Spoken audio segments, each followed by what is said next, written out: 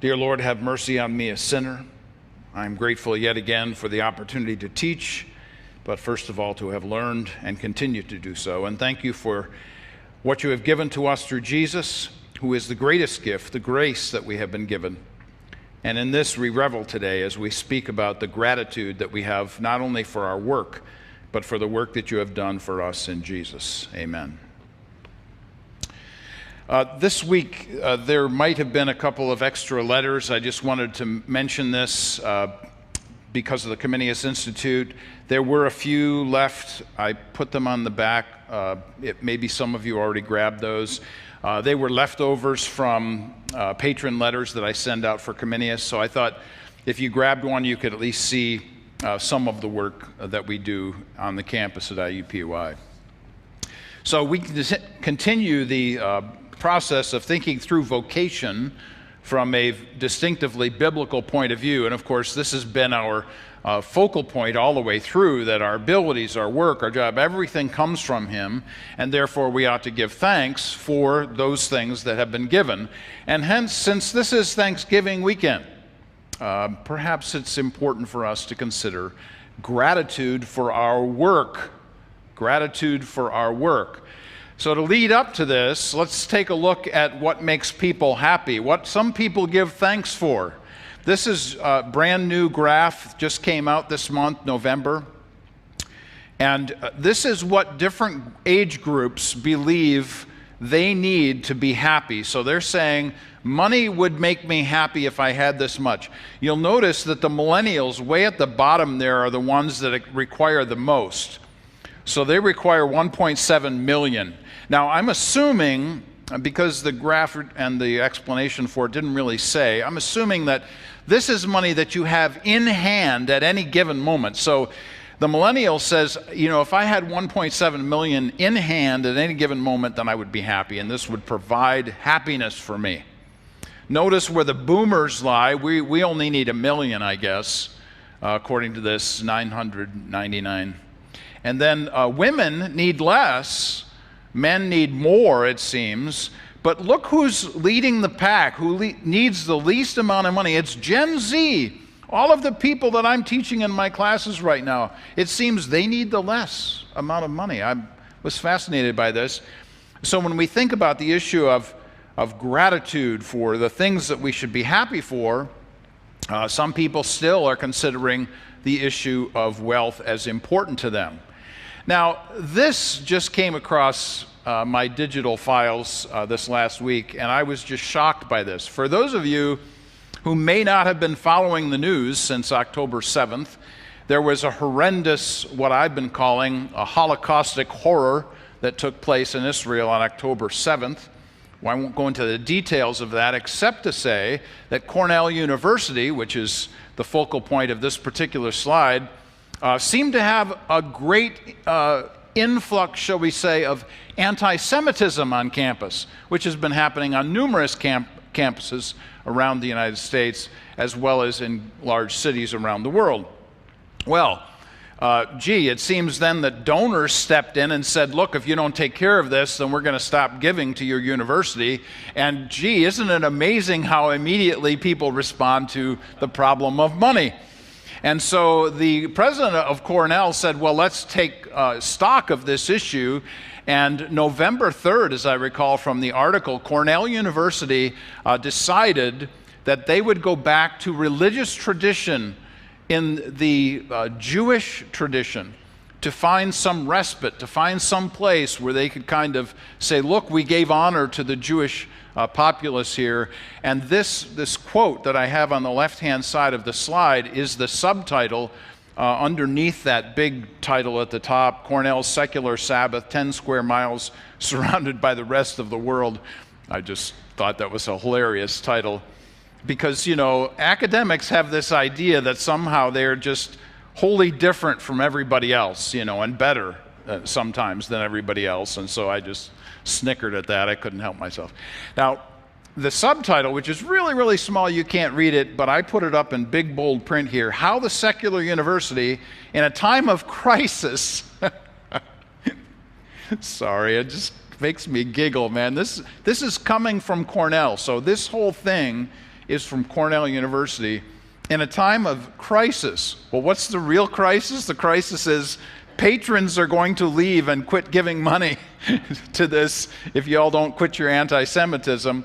Fell back on religious traditions. So where did they go? The whole article, by the way, both of these articles on the money slide, last slide, and this slide are in the handout on the back. You can actually go there and check these things out. They go back to the Pentateuch. Amazing, isn't it? How the first 5 books of the Bible just give us the foundation for all things. And so here you have this emphasis on Cornell University finding respite in Mosaic teaching. Now, of course, the last 2 sessions we've have been on rest, so it's interesting to me that Cornell would address this as a secular Sabbath, which is just absolutely antithetical, as we know from this slide. I've been using every single week for a reason, and that is because everything is sacred. There's no such thing as secular anything. If God made it, He sustains it, He's going to culminate it, He's going to restore it. This is it. Everything is sacred. So, to that point also, so is thanksgiving, so is gratitude, which is where we are going here today. And it strikes me then that we should perhaps do a bit of a history lesson on gratitude. And let's go back to some of the ancients, such as Epictetus, a Greek philosopher, said, "He is a wise man who does not grieve for the things he has not, but rejoices for those which he has." Now, because I was just finishing up my PowerPoint presentation during the time my grandchildren were here over the last few days, I have to tell you that my grandson, who was concerned about the number of fruit snack packages that he had, at the time, he said, Saba, I've only got one. And so my response to him was something along the line of Epictetus, and I said to him, better to have one and wish for 2 than to have none at all. Which, of course, was the point of, if you don't quit complaining about this, you know where that goes. So, better to have one and wish for 2 than to have none at all. I mean, Epictetus in 2023 with fruit snacks. I mean, how much more application do you need? And then, of course, there's Cicero, one of the great Roman historians. Gratitude is not only the greatest of virtues, but the parent of all others. And it interests me to tell you this, that in some of my teaching, this was a student who knew of my Christian theological stance. We had had discussions, actually just this semester. And he said, interrupted me in class one day, and he said, what you're saying right now sounds very Stoic. Now, the Stoics were basically people who believed in reason. They also believed in self-control and fortitude, but basically everything coming out of reason. And I smiled at him. This is in class. I smiled at him and I said, look, man, the Stoics got all their good stuff from Moses in the Hebrew Bible. So we always go back to First Testament teaching because it's all right there. But this, of course, the issue of gratitude and the emphasis on virtue is hugely important for us. And, of course, not to be outdone, we need to just look back briefly at Christian history, the famous and important Dietrich Bonhoeffer, who said, in an ordinary life, we hardly realize that we receive a great deal more than we give, and that it is only with gratitude that life becomes rich. Now, just by the way, I'm about to show you or tell you a story through slides in a moment, but if you have not seen or do not have a copy of William Bennett's book, The Book of Virtues, you could probably find one online for about 99 cents. It'll cost you more to have it shipped to you than it will to actually purchase the thing. But make sure to get a hardbound copy of Bill Bennett's book, The Book of Virtues, because in it he takes 10 of the major virtues and he tells stories from ancient history to modern and from cultures across the globe. It's really fascinating stuff, and I highly recommend it. So the slides that I'm about to show you, a very famous story in its own right, come from that book, and I wanted to make sure to mention his name in that book to you. So, Androcles and the Lion. Androcles, a young Roman slave, sought escape in the wilderness from his unhappy life. He was a slave, of course. Finding respite in a cave, he found himself face to face with a lion. The beast was anxious only for the removal of a thorn from his paw. Upon its extraction by Androcles, the lion submitted to the man caring for him. After being captured as a runaway sometime later, Androcles was sentenced to death by mauling within the Colosseum. However, the lion let loose upon Androcles was one and the same who had benefited from the slave's earlier kindness. Instead of attacking the defenseless man, the lion lay at his feet, whereupon both were released by an astounded Roman governor. Yeah, I mean, what more can you do in a situation like that? But here it is, the issue of gratitude. And that little story by itself has so much virtue to it, so much credibility to it, and one that I think should be promoted and rehearsed and repeated to those around us. I think those kinds of stories are helpful and good. Along with this, Peggy Noonan, an essayist I followed for some time, said this about one of the folks who came here in legal immigration. This particular person said, "This is the place I came from, a place I would have been jailed for my point of view, or the fact that I could come to the United States and vote, and so on." But I have to tell you, while you read the slide, I have to tell you this, that, you know, I get a lot of student papers that I get to interact with. And one student paper this particular semester was talking about how bad the United States of America is. And so Mark, being Mark, wrote a long response to the person's paper and said, in essence, you think that this country is bad, then I find it fascinating that millions of people want to move here. Millions of people want to move here. Now, what I didn't say, what I wanted to say was, so, you know, if it's really that bad, you know, go check out some other country and take a look at those. And isn't it interesting that all the people that are protesting and, you know, they want to go someplace else, man. Check it out. I want to get into other things there and say a few other comments, but I'll save those for personal conversations. Here's another slide. This is Roger Scruton, who unfortunately passed this last year, a famous writer. This is what he's emphasized. I've underlined the passage here. When government programs take over meeting the needs of people, that gifts are replaced by rights, so is gratitude replaced by claims, and claims breed resentment. In another paper this semester, where the person is emphasizing the idea that government will solve our problems, I emphasized this point. I said, you know, if government gives something, it can also take it away. So one of the big issues, of course, is human rights. And so when anybody ever writes about human rights, I always respond, where did these rights come from? Well, in this particular case, this particular individual student said human rights come from government. And my response is, man, if human rights come from government, that's a precarious situation, I'd say, in the least, because government can take those rights right away. Now, this has application in various venues, especially in the financial venue, I might be quick to add here. But I think it's important for us to recognize this kind of comment about gratitude and thankfulness, that once we stop thinking about giving as an individual responsibility and hand it over to somebody else, we have now established the issue of claims on our giving. And it's the worst place to be in, just generally speaking. So, we also need to be humorous, don't we? One of my favorite comedians, Louis C.K., his response to the unappreciative, New York to LA takes 5 hours by plane. It used to take 30 years. By the time you got to California, you were with a whole new group of people. Of course, this is all tongue-in-cheek. Complaints about air travel. You hear people say in a whiny voice, I had to wait 20 minutes to board the plane. Oh, really? You're sitting in a chair in the sky. You are flying through the air. I love those lines. He goes on later on to say, for those who are complaining about Wi-Fi taking too long to get to their phone, it's going to space. Give it a second, he says. Louis C.K., man. Great stuff.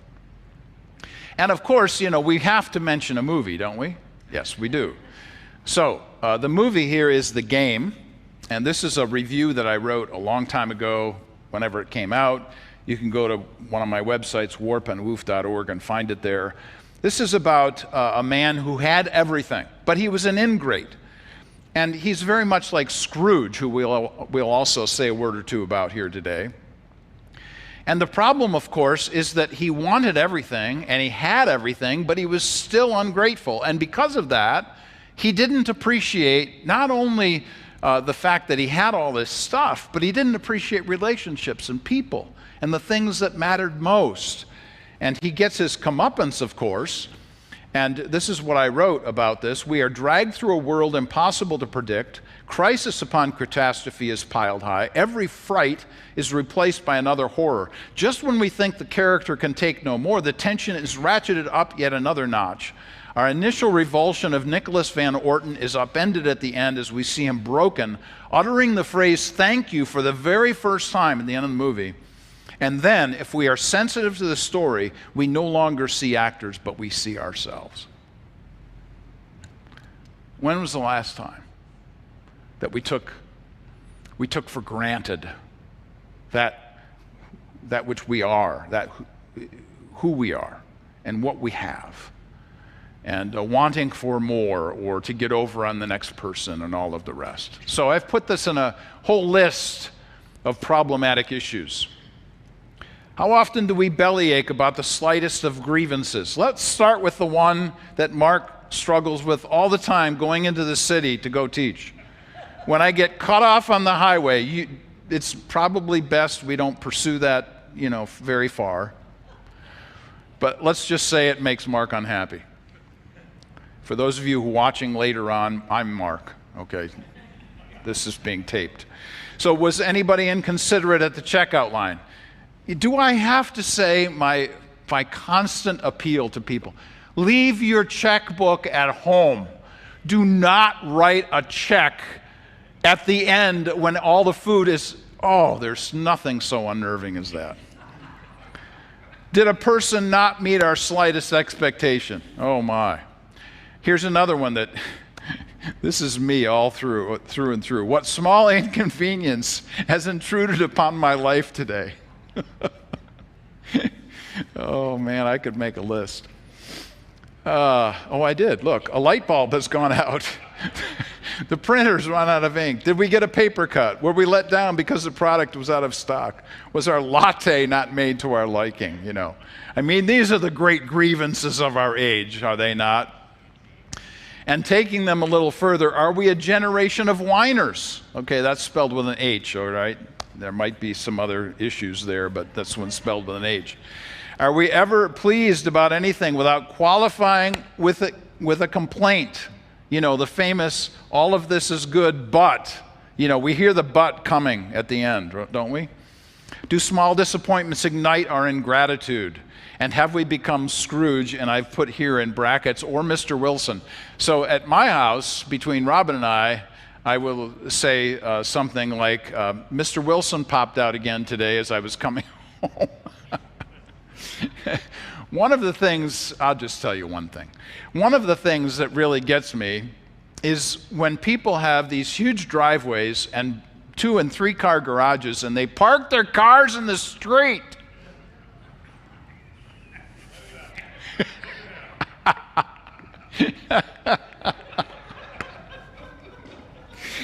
Oh, man. Oh, man. You're getting close to seeing some of the true nature of the guy that's teaching here today. But all of this is true. Just talk to Robin afterwards. All right. Now, I've been using this diagram forever and a day, for years and years, I think 30 plus years, I think, and you can fill in the blanks here if you're so inclined. I noticed that I didn't do that for you. My humblest apologies, but here's your opportunity for paper and pencil. So, 2 pillars of life. Here's life, and here's one pillar for life. One of them is discipline, which means that we accept responsibility for what has been given coming from ourselves. So, If something's been given to me, now I require the appropriate discipline to utilize it properly. But the other pillar of life is gratitude, and that suggests that we acknowledge something coming from outside of ourselves. So do we bear responsibility from within ourselves? Yes, of course we do. But we also acknowledge someone or something coming from outside, and we ought to be thankful for that. That's the whole focal point of our teaching here this morning, is on gratitude and the necessity of seeing it and appropriating it and then actually applying it in real life. So, two pillars of life, discipline and gratitude. One comes from within and one comes from without. Now let's talk about some of those and give some examples, and then we'll get to the text of Scripture and highlight how this actually works out for us. So gratitude begins outside of ourselves. To be thankful is to acknowledge someone outside. What we need is a confession, which is, by the way, the Hebrew word for thanks. So when the Hebrews said thank you, they were confessing. Well, what's confession? It's not the idea of going to the confessional to ask forgiveness for sin or going to confess something in a court of law. It is indeed a declaration of God's greatness. So when people were talking about giving thanks, they were declaring the greatness of God. So from a Hebraic point of view, First Testament point of view, this is what this is all about. So once we see this, then, we acknowledge that confession is thanksgiving. It's an exaltation, praise, or glorification, remembering God and His work. Our confession is to be made among the nations in large assemblies of people with song. Gee, sounds very vaguely familiar, like what we do here. Confessional praise was wholehearted with a right mind continually. That's why the necessity of the shift that needs to take place in our mindset. And indeed, Jesus came from Judah's line. Judah, literally, his name meant to confess. Now, on the back of the handout today is all of that stuff. And there's other stuff back here. But basically, what I've done here is I've given you a short course on thankfulness. It's on the back of the handout. And I've given you all of the quotation marks, as a good professor might do, trying my hardest here. I've given you all of the footnotes. And two of the footnotes from the earlier slides about money and Cornell University are also in here. So you can check this out. I won't insult your intelligence by reading all of this. But my point and emphasis is that confession literally should be, is, in Hebraic fashion, a thanksgiving. So, if all of life is a gift of God, and think of Mark's favorite book on Scripture, which is Ecclesiastes, that's the point of Ecclesiastes, our whole focus then needs to be about this. And our appreciation then comes from worship. Now, my definition of worship is the total response of the total person to our Lord Jesus Christ. Notice the words there, total. The total response of the total person. So my whole response, which, by the way, is not always good, and as I've already suggested in some earlier slides, and I'm not always appreciative. So basically, when I'm teaching, I'm basically teaching to myself. Y'all are just kind of standing by over here and you listening in. So this appreciation ought to come through our worship, but worship ought to be everything that we do, all of our response. So our love for God literally comes into play when we are demonstrating our love for others. Hence the famous commandment that you love God and love others. And that's the essence of what it means to be a believer. Back to Androcles, what is the idea that comes out of First Testament teaching and the virtues of Roman and Greek and Hebrew understanding? We first look up, then it changes us within, and then we give out. So up, within, and out. That's our response to gratitude and how that actually should play out in our life. Now, we're going to do a little bit of original language study here today, only I'm going to put it in English so we can all get it. But my point and emphasis, and by the way, these are all on your page, all kind of written out here. My point of emphasis is the importance of the original language. Now, I'll just pause here for just a slight sidebar. When you look at theological seminaries or colleges, Bible colleges, and you see people beginning to take out the study of original languages, of Hebrew and Greek, you can immediately know that that's going to become a slide down toward what J. Gresham Machen would have called liberalism and what we would call today progressivism. Once you lose the original, once you lose the study of the original language, now theology is left up to the professor. And that is a scary proposition. So you need an original. You need to go back to the original. You need to at least appreciate Hebrew and Greek. Doesn't mean you have to study it. Just means that this is important for a foundation laid for anybody who's teaching Scripture. So there's my sidebar about the original language and the importance of it. Here is an example of it. So when we talk about God's grace, and we talk about this within the concept of thanksgiving, notice what we are given here. This all comes out of 2 Corinthians chapters 8 and 9, which, by the way, are two of the most important chapters about giving in the Bible. God's grace is charis, that's the word in Greek, results in our thanksgiving, Eucharistia, that's the word in Greek, and then motivating us to gift giving. This is charisma, which is most often used by our Pentecostal friends as it relates to the gifts of the Holy Spirit. So you see the connection, right? Charis, Eucharistia, and charisma. All of those words then have that basic foundation of the word grace, and this is what we are after when we think about thanksgiving. So the next slide gives us this suggestion, and we have this again on the handout so you don't have to repeat it or emphasize it. There is grace to grace to grace that comes all the way from chapter 8 and verse 1 all the way to the end of chapter 9 and verse 15. And what is the emphasis? Grace to grace. What are the phrases? It begins with the grace of God and ends with grace or thanks be to God. And that final line, if you haven't read 2 Corinthians 9 lately, that final line in chapter 9 and verse 15 of 2 Corinthians says, "And thanks be to God for his inexpressible gift." And guess who that is? Notice I said who, which ought to give a hint, which is Jesus, of course. And so when we think about the grace of God, this thing that has not anything to do with us, remember what I said about gratitude and our emphasis on someone, something outside of us?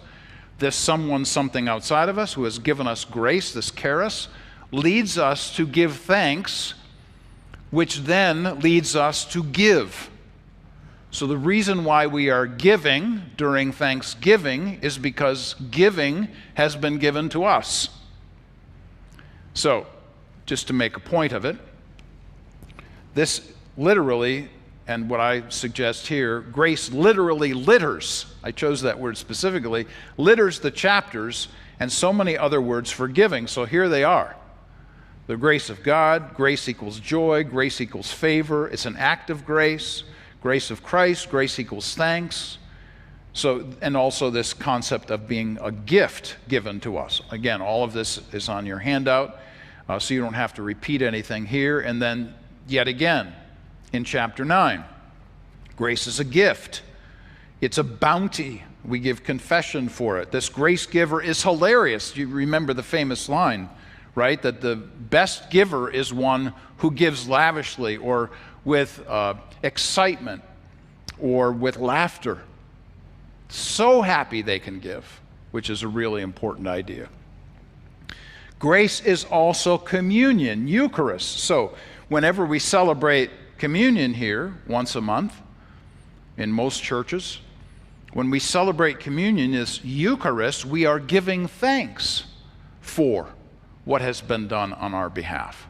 It's not something that we are doing to just go through a process or go through steps just to do it because we've been commanded to do it. No, it's supposed to be an expression of thanks, the essence of what it means to be before the Lord's Supper. And then, of course, that famous line I just quoted in 9:15, this inexpressible gift is, of course, the gift of Jesus himself. Now, how do we give out?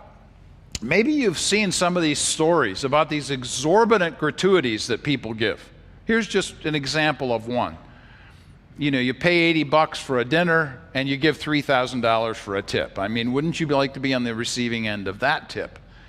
Well, this has been practiced in lots of different places. But the whole point of it is that you give in excess. You're thankful for the service given by the server, which is a big deal. It reminds me of another paper that was done for my class, which actually won an award this last year, where the individual's paper was all about tipping and about giving and about how servers don't really get that much as a wage, but they depend on the gifts or the tips that come in. And it was really a great paper. I learned a lot about what it means to serve in a restaurant and how important it is to the person who's doing the service. All right. So we know at least a snapshot of what this gift giving might be and our giving to somebody else because of it. But I'm going to give you another little diagram that I've been using again for ages, it seems. And that is what I think ethics courses should be built on. Now I'm going to give you another little sidebar here for anybody who's interested at all in academics. If you know anything at all about academics, you know that generally speaking in the senior year, they have these courses called a capstone course.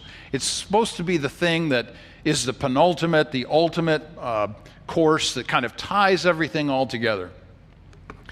And whenever I've been in academic situations, I always argue that the capstone is really insufficient because you really need a cornerstone course. I think when you start as freshmen, if you don't get freshmen invested in what they're there for, that is, for their particular interest area, what they want to major in, if you don't start them in the freshman year, man, these kids are going to drop out. If they got to wait until junior and senior year to take the courses that are in the major that I want to take in, come on, man. You got to start that thing early on. You got to start in the first semester, the first courses that they take. All right. My little pontification about academics. You're getting all kinds of little pontifications this morning. Aren't you happy that you came today? So first of all, I gave you the twin pillars of life. Now I'm going to give you the two foundation stones. So the first foundation stone has to do with ethics. And of course, if you've been in my teaching at all in the past, you know that this is a big deal to me. Ethics says, what should I do? And anytime you use the word should, you are automatically subscribing to some kind of ethical system. Whatever system it is you subscribe to, should indicates that you're there. Which, by the way, makes me also think that science can't do this. That's the reason why we have science and humanities. The sciences deal with quantitative research, very important for the Hubble telescope. Actually, the people that do the should stuff are us in the humanities, because we care about human beings and how people ought to act. There's the ought, the should, all of that kind of stuff. Science can't answer that question. I was in the airport. I think I showed this slide some time back in some other teaching I was doing here. And I was leaving the airport, and there was this big sign that said, we at such and such university in the science department give hope. And it was talking about they're celebrating the kinds of things that they do that are beneficial to help people recover from disease or illness. I took a picture of this, and while I'm there, I'm actually talking to the wall. I mean, who talks to the wall but Mark? I'm talking to the wall going, you don't give hope. Science doesn't give hope. Hope isn't in your venue. Science doesn't have courses on hope. No, that's a humanities issue. People looking at you, you know, and they're just want to leave the airport and get away from this guy. So the whole point to ethics, where does the should come from? It's got to have an eternal source. If it doesn't have an eternal source, if you're depending on a temporal source, a earthbound human source, it's kind of like the government. They can give you whatever and take away whatever. But if it comes from God, it can never be taken away. hence the Declaration of Independence, saying that we had inalienable rights.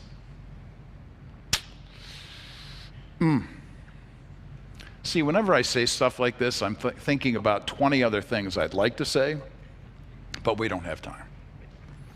Let's go back to Louis C.K. because he probably says it best, that we should take nothing for granted. So years ago, I started this phrase, providential good fortune. Even Christians, I hear them use this word luck. To me, that's the L word. So when I think about luck is no person. It has no power. It has no place. It doesn't exist. So we had to change this and give it a different phrase so that people could say something in response. This is providential good fortune. Providence indicates that there's a response to one above us. And being grateful for what we have. Once again, this semester, I was showing a segment of a documentary, and it had to do with clean water. I won't go into the background of why we were watching this little 5-minute piece, but it was all about clean water. And I stopped and I said to the students, do you know how long we've had clean water? I mean, that you could turn on the tap in the restroom over here and be able to drink that water. Do you know how long that's been? And of course, they have no clue. 18-year-olds generally think that the world started when they were born. You know how that is. So we've only had clean water for about 100 years. And that's not always been consistent, by the way. And then I said, because there's all kinds of students holding these bottles of water, I said, you know how long we've had those? Where you can go and get a bottled water? Only since the late 1970s. So they're all sitting there like, this just mystifies them because they can't believe that people haven't always had these things. And I say to them, see how much you have to be grateful for. I mean, these are things that you now have that nobody has had before. Isn't that cool? Well, some think it is. So this is the movie that everybody's going to watch, and has watched, and watches every year. And I'm hoping that I don't, give a negative about this film, because it's marvelous and wonderful and good, and it's great, and I love it. But this is from Frank Capra. Now, I have to tell you about the background to this movie. Frank Capra was one of the 5 photographers that the government, the U.S. government, actually asked to go into World War II and film what was going on during World War II. Frank Capra was one of those guys.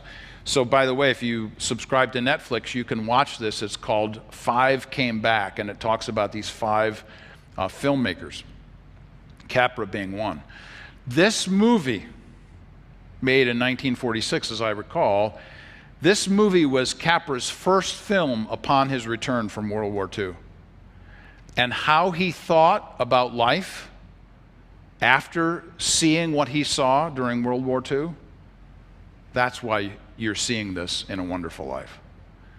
Understand that everything comes within a cultural context, and for Frank Capra, this is the film that came out of it, the cultural context of seeing all of the awfulness of World War II.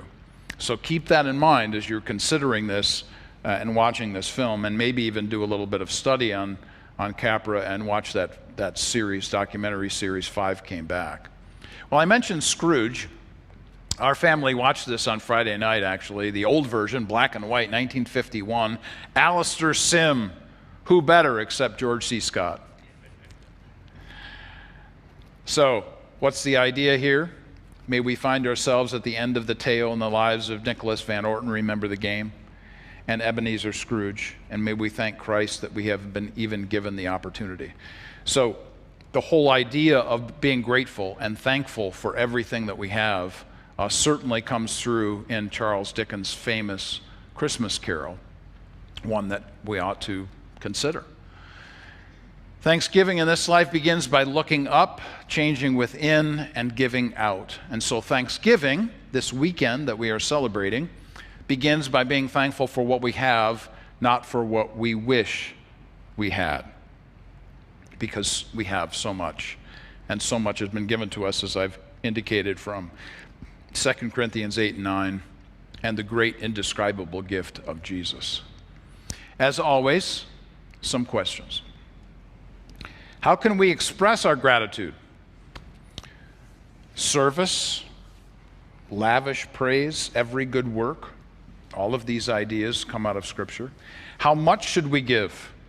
According to 2 Corinthians chapters 8 and 9, go back, by the way, and read those first 5 verses of chapter 8. And basically, Paul is saying to the very rich Corinthian church, he's saying to them, look, these people over here who are really poor, oh, by the way, look how much they've given, which is basically, he's trying to shame them into understanding their responsibility here. How much should we give? Chapter 9 says it should be superfluous. It should be excessive, over the top kind of giving. Number 3, how do we take communion with gratitude? Remember Eucharist. So when you take communion, when we are before the Lord's Supper, it is an issue of gratitude, one that we give thanks for. And number 4, how should we sing with gratitude, with confession, with doxology? Sometimes as I'm writing to people or giving thanks for something, I'll just end by saying doxology, because that gives glory to the one that glory should be given to. And then number 5, how should my emotion change toward gratitude? And it could be the begging for forgiveness. It could be the idea of seeing somebody else beg and being able to complete and fulfill whatever it is, whatever need they might have. And then, of course, to do this also with hilarity, which is one of those words that we've noticed quickly here in this passage. And this idea that we ought to do it with goodness, with levity, with great appreciation, but also with a smile on our face to give to others. So ends the lesson for today. An idea that, of course, not just issues an appropriation for work, being grateful for the work that we have, but also the idea of being grateful for everything, and specifically for who God is. Next week, I'll be teaching on being out of work. So one of the things I think that's really important is that not everybody has a job, and sometimes people have their jobs taken from them. People don't like to talk about getting laid off or getting fired anymore. They like to talk about transition. I'm in transition. So we'll be talking about transitions this next week in our teaching next Sunday. I'll see you then.